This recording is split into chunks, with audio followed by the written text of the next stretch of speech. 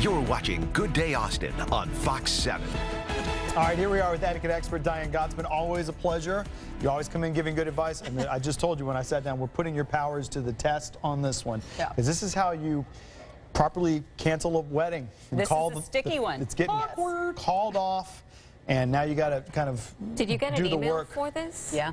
You got a viewer question. This happens more than we actually think. You know, we were talking about it for the segment. You've experienced? You haven't experienced it personally. I know of several people. Yes. Been engaged, then broken up, and one person who, yes, invitations were sent out. Yeah. And the deal had to is, cancel it. I would think that some people would have to fight the urge to not even deal with it, because that's such a traumatic Just thing. get married and then. How can you get through No. I don't mean I don't mean not deal with it, but mean like once it's canceled, like I don't care who knows or who shows up. I'm in my head. So There's still work to be done. So they've sent out the invitations. Yeah. The date is set. Yeah. And now they've decided to call it off. Okay, That so was the question. What's the best way to let guests know? That's the question. How do you let everybody know? So you do it quick. Okay. So as soon as you find out, as soon as you determine that the wedding is off, you need to let your guests know. So make sure that you're sending, you have a period of time, let's say 6 months out or even 2 months out, you can send it in writing so everybody knows. And that even means you send it to people who RSVP'd no. Yeah, because they might they may change their mind. Or they're sending, that's right. Yeah. But if it's a couple of days out or a week out, you have to get on the phone. And you know, you're not going to want to get on the phone yourself. Yeah. So you need have to your enlist some family, people to help enlist some wedding attendants, you know, so make those calls. Yeah. And those people should not feel the need to give out all of the information on why it was canceled. You know, who did what and what's happened and who's grieving. So just, you know, unfortunately, it's been canceled. Don't worry about it. Okay, seriously, I've taught you so well. Here's a question.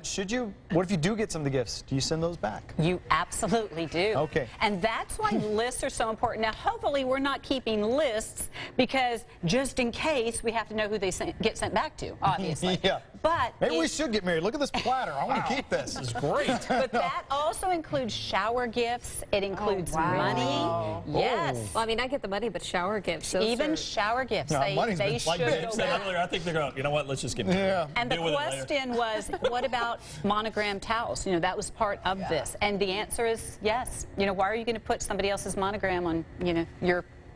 Okay. It's not your name anymore. What about refunds? You donate it? Obviously, the dress is so big for women. Oh, my gosh. And your attendance, too.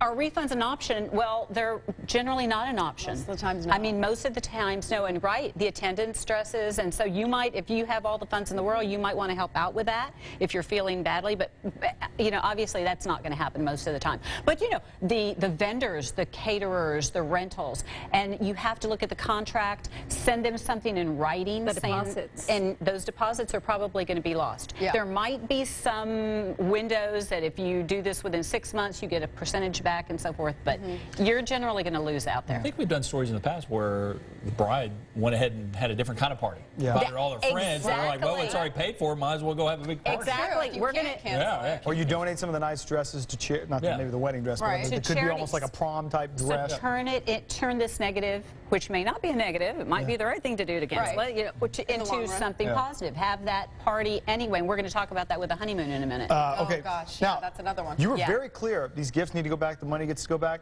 The rings, it's not as clear. Would you think? It's so touchy Yeah. because there is really no, well, you know, it depends. There are right and wrong answers, but it depends on the circumstances. You know, did somebody call it off and was it a disaster? You know, we just have to look at it. But if it's an heirloom, if it's a family heirloom, or if it's been in the family, if it means something, you know, do the right thing. Try and take the emotion out of it and give it back to that family because it's important. I've also heard that the circumstances of the engagement matter. Did he propose on your birthday and it's a gift? Oh. No? No. Okay. No one is ever going to propose on your birthday now. You ruined that. You're like, whoa, It was Groundhog's Day. Happy birthday, and I got something else for you tomorrow. This is for today. This is birthday. Well, Yeah. if the woman is trying to keep the ring and can argue this was essentially given to me as a birthday gift. But still, even this is her appeal. This is her appeal to be nice. Yes. So I think that we really need to try and think about doing the right thing, even under these tumultuous circumstances, and you know, sometimes there's legal issues involved. Right. You know, in certain states, Yeah. it's Yes, right. It gets even it's a big uglier. debate. It gets sticky. Yeah. All right, canceling the honeymoon. This is the stuff of Dierks Bentley songs, right? And That's yes. yeah, exactly. And that's what we were talking about just a couple seconds ago. So, you know, if you're going to lose that money more than likely, maybe you can go to a sister hotel and take some friends and have a spa weekend. Here's a question I have now. A lot of, we didn't go to the wedding, but we gave this couple a substantial amount of money for their honeymoon. Yes. And That's what we did. trend. We asked for money for our honeymoon. Basically, people contributed to the trip. And you have to give that money back, right? You know, you should. Yeah. And unfortunately, now they've lost their deposits. You know, they're going to incur some costs. Yeah. It's going to be a hefty, cost. Can you get that back?